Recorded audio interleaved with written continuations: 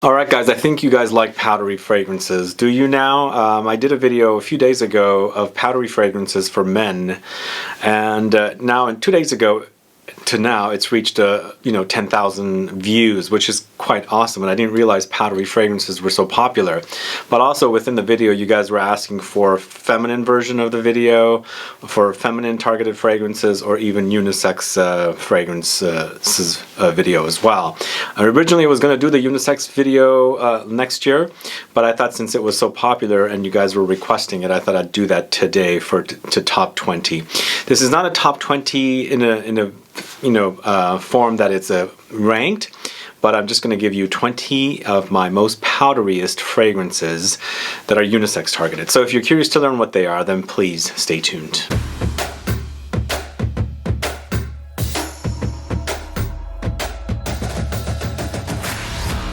Thanks so much for tuning in. This is Sebastian with Smelling Great Fragrance Reviews. Yes, today I'm talking about powdery fragrances, and these are the ones that are more from niche houses. Could be a few that are from designers' exclusive collections, but all of them should be unisex targeted. There might be one or two that are said that they are feminine targeted, but I think they're unisex enough for men to wear. But all very powdery, and I'm going to get to the fragrances in a little bit, but before I get to the fragrances and a little explanation of how to get powdery fragrances, if this is your first time tuning into my channel and you still have not subscribed to my channel, please do click the subscribe button below and also click the bell so that you'll be notified for future videos and giveaways. So this is a video that you guys requested, as I said, and it's all about powdery fragrances. And what are powdery fragrances? Basically, powdery fragrances can refer to fragrances, experiencing of the fragrance being powdery. So if you like the idea of powder, as in it could be makeup powder, it could be like talc, anything like that, baby powder, even some of the fragrances in here smell like baby powder to me, then this is the video for you. And how do you accomplish this powdery fragrance idea? So fragrances are crediting either iris, violet, or heliotrope. Those are the ones that I know a lot of that definitely, when you use these notes, will go powdery. And with iris, you can also, they could also mention orris, because iris is not really the flower that's used in the perfumes, it's the actual root, so it's called orris. So those are the main notes that I know that I'm familiar with that really go powdery. But some fragrances will list powdery notes, and they probably use a bunch of different notes to create this powdery accord. There's also notes that are in addition to these notes that could come off powdery, and when they combine them with other notes that are specifically known for powdery, like the orris, the violet, and then of course the heliotrope, they'll go even more powdery. Like vanilla can go powdery to me, the flower roses can go powdery, lots of resins go powdery for me, musks can also go powdery, and then of course amber, like we spoke about amber, the recent Chanel Le Lion. I feel like it's a powdery start, and it's basically an amber, and I know they use resins and those kind of notes to create that fragrance, so it definitely has a powdery touch. But anyway, let's move forward with the powdery fragrances. I've got 21 fragrances. It's not really a top 20, it's a top 21, but as I said, it's not ranked. We're going to start off right off the bat with my powderiest fragrance, and this is the Powder Bomb. These are all powder bombs for me. Some a little less than others, but lots of powders. And I'm going to start off with the most powderiest fragrance in my collection, and one that actually does smell like baby powder. This is TEINT de NEIGE by LORENZO VILLORESI. So this is a Italian house from Florence. I don't speak much about, and the only fragrance I own from them is this one because I like the whole powdery touch here. It's very, very powdery. It's very, it has a honeyed undertone in there, but it utilizes powdery notes, heliotrope, musk, rose, tonka beans, jasmine, and sugar, but it acts like honeyed powder, which I really, really like the smell of. It's very cozy and comforting. And if you don't know this house, go check out a tour video I did of the house on my channel when I was visiting Florence a couple years back. You'll learn a little bit more about this house. And I think they're pretty much known for this particular fragrance. TEINT de NEIGE, this is the eau de parfum version from the house of Lorenzo Villoresi. So next, going to the house of INITIO Parfums. This is Blessed Baraka. So this one is a very interesting woody, dusty powdery fragrance with lots of musk, so it's musky amber, and sandalwood. So these are the main notes. It's created by Alberto Morillas, and I really do enjoy it because it's a comforting, cozy, powdery experience with woods, amber, and sandalwood and musk. So for me, all the notes together, well, they only credit the 3 notes, musk, amber, and sandalwood.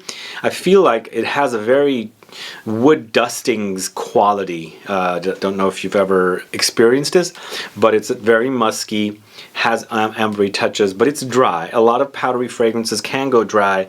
This one is ultra dry, but there is a creamy undertone that gives me that cozy vibe. But this one is definitely on the dry side. It's more musky, woody, and ambery. Blessed Baraka from Parfums, INITIO Parfums is the one. Now this one, if you ever get a chance to buy it, you should buy it, especially if you like this product. It's not really sold here in the States. Those of you that are Europeans, especially in Germany, because this is a German brand, it's NIVEA and NIVEA Eau de Toilette. I have a full review of it on the channel. Once again, if you like baby powdery fragrances, this is definitely one for you to try. And this is not that expensive either. It's like $25 for a 30 ml.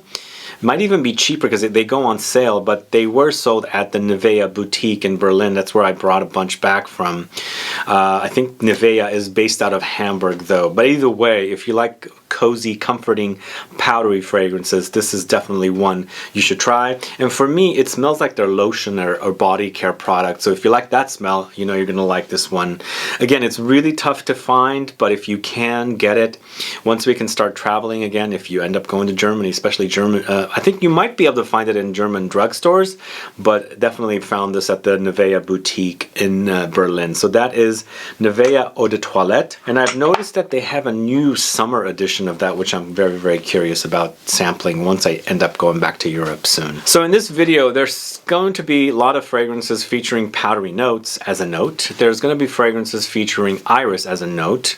Iris is a big one, Orris iris, lots of them. And then also there's going to be some that are featuring violet, or they combine violet with the iris note.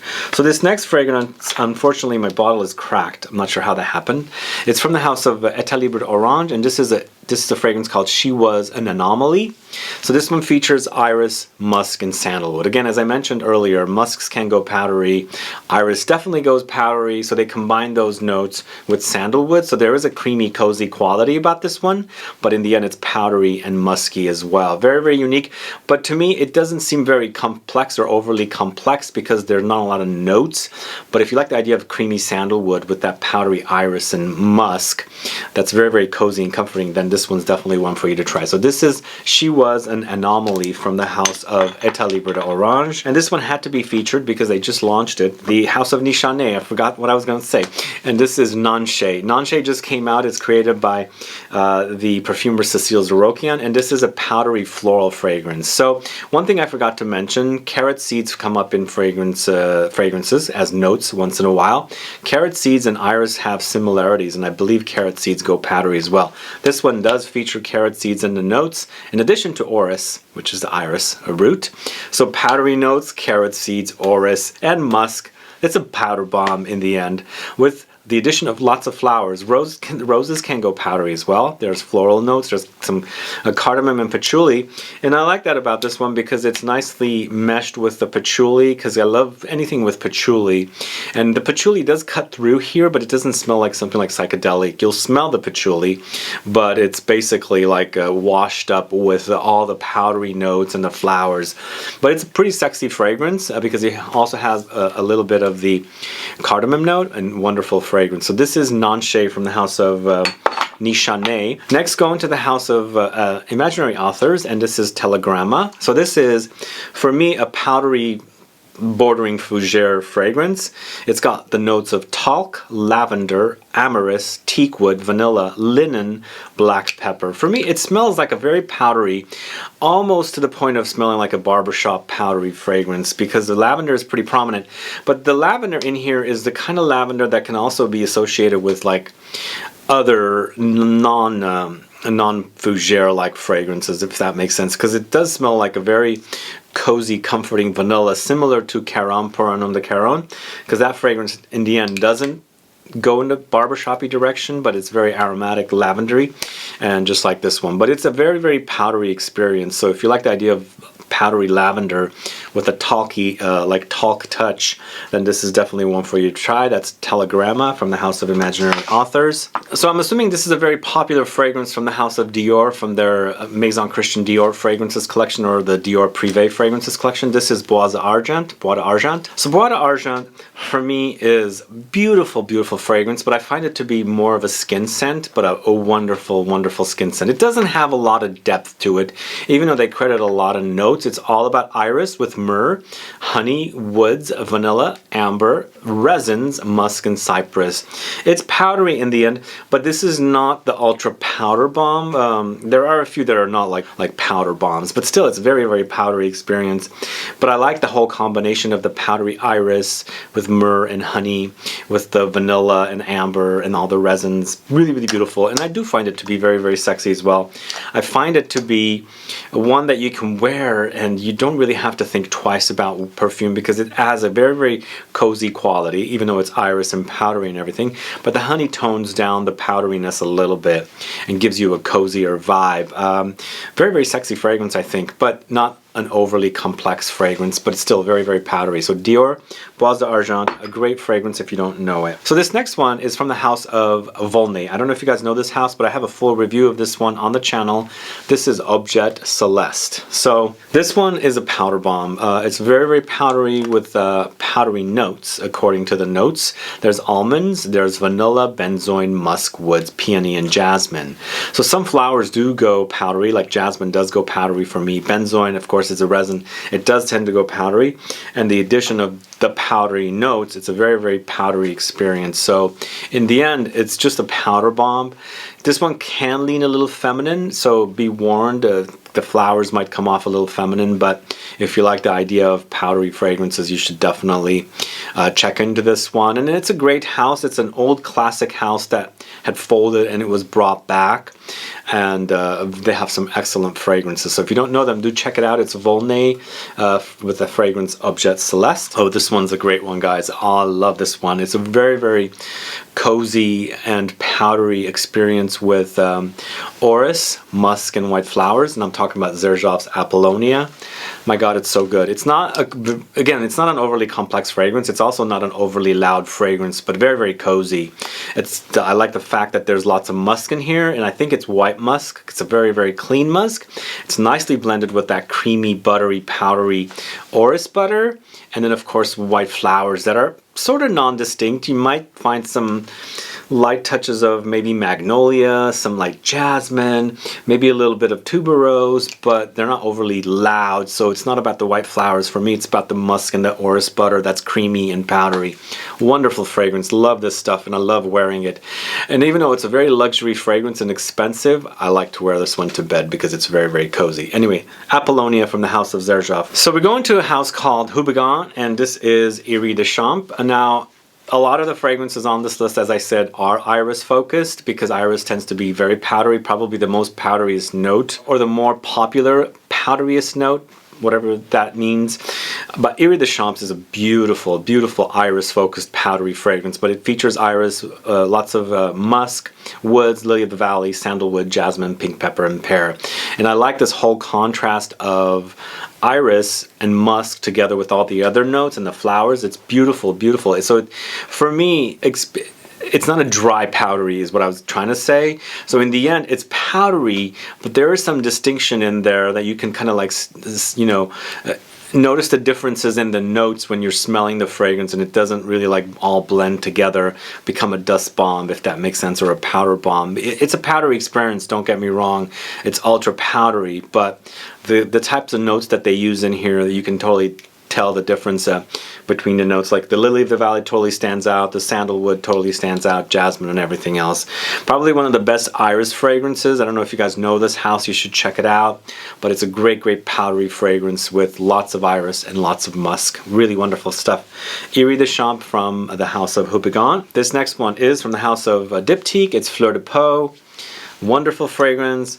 Very powdery, very musky, very sexy. It's featuring lots of iris, lots of ambrette seeds. That's the ambrette seeds that I keep talking about within the last couple of days. has popped up in Dior Homme Intense. But this one, wonderful stuff. It's the ambrette that's really nicely blended with the iris and the musk, powdery stuff. And of course there's carrot seeds in here as well. Once again, more powdery. Then they throw in ambergris, pink pepper, angelica, and rose. So it's a powder bomb once again, but very, very sexy one. You know, it's dry but not ultra dry. You can once again experience some of the other notes stand out a little and not be all blended into one this big powder bomb, if that makes sense. So Fleur de Peau, great scent from the house of Diptyque. Does sort of remind me a little bit of Chanel number 18. And speaking of Chanel, it's 1957. Here we have a fragrance chock full of musk, and it's all about musk with aldehydes and orris. Musk tends to go powdery. Orris does go powdery. Aldehydes, I think aldehydes a little bit goes powdery as well, but honey, orange blossom, jasmine, bergamot, and pink pepper. It's a great bright musk fragrance that's very, very powdery. It's also fresh and refreshing, but definitely a Chanel-esque fragrance. You know, the last couple of fragrances that Chanel has launched in the Les Exclusives is pretty phenomenal. I really love this one, and I also do like the new Le Lion fragrance that they just launched that I've done a couple of videos on. If you haven't caught those videos, please do. But 1957 is fantastic. It's a more fresher take, like the complete opposite of Le Lion. You can wear this one in the summertime and it won't weigh down. But Le Lion is more of a winter or cold weather fragrance because it has those dark notes. Either way, a great musky, powdery fragrance from Chanel called 1957. If you haven't tried that, do try it. I'm not going to forget this house, but definitely had to include this fragrance. This is Iri Poudre from the house of Frederic Malle. I'm doing my best with French. A lot of you are complaining about me not speaking French, but this is mostly about learning about perfumes, not learning French, but I'm doing my best. Either way, Iri Poudre is a great powdery iris fragrance from the house of Frederic Malle. Features lots of iris, musk with aldehydes. There's some sandalwood, vetiver, vanilla. Violet comes in as well. Violet goes powdery, Ylang-Ylang, and amber. So it's for me, this one is definitely a dust bomb or a powder bomb because it just feels like there's lots of powders flowing. Kind of also go to the extent of calling it to smell a little bit like powdery makeup. So it could come off a little feminine, but if you like those kind of fragrances, definitely need to check this one out. Frederic Malle does some great fragrances, and this is one of their great fragrances. It's created by Pierre Bourdon, a very, very well-known master perfumer, and this is one of his greatest creations for Frederic Malle. So this is Iri Poudre. This next one is a fairly new fragrance from the house of Juliette Has a Gun. It's called Musk Invisible. That's this one right here. Musk Invisible is a powdery musk, lots of musk, and I think the cotton flower they use in here, that's one of the notes, is also very powdery and dusty. And jasmine. For me, one thing I forgot to mention at the beginning of the video is dry fragrances I have a tough time with because I have dry skin, and dry meets dry doesn't really stay on, so I prefer like the more wet, syrupy, molassesy, ambery, honeyed fragrances because those are the ones that cling on me more. That's my experience with my body. But even though this is dry, I feel like it's a great fragrance. There's a milky, powdered milky kind of quality running throughout this fragrance. I think it's the combination of the cotton flower with the white musk, but again, there is that milkiness, but it's still very, very powdery. It's ultra powdery. So it's a great powdery musk, and great to wear. It's very, very cozy too because of that whole milkiness running throughout it. So that's Musk Invisible from the house of Juliette Has a Gun. I do have a full review if you want to catch that on the channel as well. So this next fragrance is from the house of Starck Paris. This is Pois de Soie, this one right here. So this is about powdery notes with woody notes, musk, animalic notes. It's created by Dominique Ropion, who I'm a big fan of, and this is one of his great creations. So it's very, very powdery. It also has those woods. There's a little bit of muskiness running throughout it, but way under there, there is a little bit of a dirty animalic thing happening, which is kind of unique because you don't associate dirty with powdery notes typically. I feel like powdery notes tend to be clean for me, but I like that whole thing that he's thrown in with the animalic touch to give us a little bit of a curveball, and one that I really enjoy. This is Pois de Soie from the house of Starck Paris. If you don't know this house, do check it out. This next one's from the house of Le Labo. It's Iri or Iris 39. Wonderful fragrance. Really, really beautiful, very, very vegetal smelling iris. You can totally smell the iris butter in here. As I was mentioning earlier, the carrot seeds, it has a very carrot seedy or just carroty kind of a smell. There's something very, very unique in here. And I like that raw, it almost smells like it's a raw iris, like you're just basically smelling the root as it's turned into butter, the iris butter. But this one also has patchouli, lots of violets, probably because it makes for a great powdery note to complement the iris, of course. There's some musk and civet, ylang-ylang, ginger, lime, cardamom, and rose. Beautiful fragrance, really, really beautiful. I like the whole raw smelling quality of it. It's almost like you've chopped into some vegetables and they have a smell, you know, before it's cooked. That raw smell. That's what I'm experiencing with this one. Maybe almost like green cucumbers or something. Very, very interesting. Wonderful stuff. Iris 39 from the House of Le Labo. This next one is a fairly new one for me, and I wanted to feature it here because it's one of my favorite fragrances recently that I smelled. I love it. This Eerie or Iris Malacan from the House of Maison Crivelli. Another one that I'm doing a video, that I'm doing a review giveaway with, so go check it out. There's a sample sets we're giving away with this one. But this is a great powdery iris once again. We're focusing on lots of iris, unfortunately, because that's the most powdery fragrances, the notes that come in fragrances, that's powdery. And this one doesn't disappoint. I love the whole buttery iris butter type of orris thrown in here. It contrasted with mastic resin. There's vanilla, leather, cypress, and then the big wow factor of this fragrance comes in, the galbanum note. Really, really beautifully standout note in here that contrasts with the butteriness and powderiness of the orris. Galbanum has a bitter green touch to it, and it adds a very, very sexy layer to the fragrance. Also throw in some amber, and then you've got a wonderful, really beautiful iris fragrance here. This is Iris Malacan from the House of Maison Crivelli. Really wonderful stuff. Now here we go with a very interesting fragrance from a less known house called Rubes Milano, and this is Bleu right here. So this one is a leather fragrance, but a powdery animalic leather fragrance. So lots of leather, lots of powdery notes. There's iris in here, woods, animalic notes, and citruses. And you gotta like animalic fragrances. You gotta like leather. The leather is the buttery kind of leather, but it's also a very, very, well, not very, I shouldn't say very, very smoked. It's got some smokiness to it, but it's definitely on the animalic side. But very, very powdery experience. If you like the whole powdery idea of leather fragrances, then this one's definitely one for you to try. So this is from the House of Rubes Milano, and it's called Bleu. A great powdery fragrance. So this next one's from the House of Gucci. It's from their Alchemist Garden collection. It's the Virgin Violet, this one right here. And it's all about violet. Lots of violet here, lots of iris, musk, and vanilla. For me, it's a very, very powdery, almost like a candied violet experience. So there's a sweet touch, and I think it's coming from the vanilla, but they're using three powdery notes. The vanilla, well, vanilla can go powdery as well. So every single note they've thrown in here is, you know, the powdery type, the violet, the iris, the musk, and vanilla.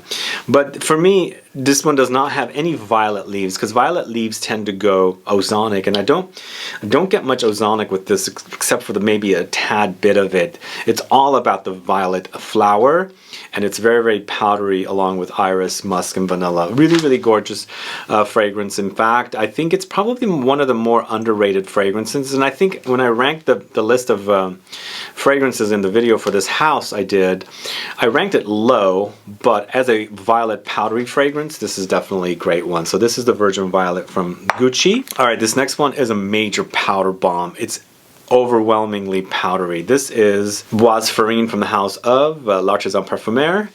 Powdery notes, sandalwood, iris, benzoin, woods, gaiac wood, cedar, and musk. It's so powdery, guys. It's like a little goes a long way, and it's like, this is like literal powder bomb, but for me, it's powders, like lots of powder with little nuts thrown in, like peanuts or almonds, because it has a nutty quality. but it's a powdery, nutty quality. A fragrance created by Jean-Claude Elena. It's a powdery, nutty, powdery quality or smell, but there's like makeup-y things running throughout it as well. So it does have a makeup-y touch. Either way, very, very powdery, very dusty as well. And a little goes a long way, and it's a little bit on the choking side. So spray a little bit, and then that should be plenty fine. So that's Bois Farine from the house of L'Artisan Parfumeur. We're ending the list with this one, Splendiris from the house of Parfums d'Ucita. So with this one, it's violets, it's orris, violet leaves, vanilla, ambergris, carrot seeds, jasmine, vetiver, fig leaf. So they've thrown in the carrot seeds, which go powdery. They've thrown in the violet, which goes powdery. The orris is powdery, and they've contrasted it with this kind of a greenish, slightly ozonic touches of the violet leaves, and then thrown in the vanilla, a little bit of a slight anomalic ambergris. It's a great powdery experience, very, very powdery in fact, with all those notes in here. Ultra powdery iris, but it's a little different than your typical iris fragrance, if that makes sense, because that violet leaves, I think, throws it in a little bit of a curveball, along with the fig leaf throwing in through the kind of like a greenish territory. Wonderful fragrance from this house. Very, very powdery from the house of Parfums d'Ucita. This is Splendiris, and that's going to end the list of fragrances that are ultra powdery, that are unisex. And this is the unisex list, guys. I don't know if I'll be able to make a feminine targeted list. We'll see if I have enough fragrances. If I do that, it's going to be probably all designers, but we'll see. But for now, this is my ultimate ultra powdery powder bomb fragrances. If you like powdery fragrances, these are the ones for you to try. Please do try them. If you know them, please let me know. Put some comments down. What are your favorites? Also, if I've missed anything, please put a comment down so I can find out what it is, so I can check it out and do a part 2 of this video, perhaps. We'll see. Anyway, please let me know. I know some of you hate powdery fragrances. I learned that from the video I did a few days ago for masculine powdery fragrances, but if you don't like it, let me know. If you love it, let me know. And what do you like about the powdery notes or powdery fragrances? I'd like to find out what it is, because some of these are powdery. They do remind me of makeup. They do remind me of you know, various other powdery things that are associated with powders, like the talcs and the baby powder and things like that, but a lot of them tend to go cozy. Anyway, let me know. And one more thing I should let you know, I do have a separate video that I did recently on lipstick fragrances. Of course, lipstick fragrances are powdery as well, so if you're curious to learn more about those, go check that video out as well. And I left off some of the fragrances that were featured on that video, even though they're powdery, off this video, because we were focusing on no lipstick. Makeup maybe, but no lipstick today. Anyway, guys, thanks so much for watching this video. If you have any questions or comments, please list below. Otherwise, please like this video, please share it. Follow me on Facebook, Twitter, and Instagram, and I'll be back with more videos very soon. Have a good one. Goodbye.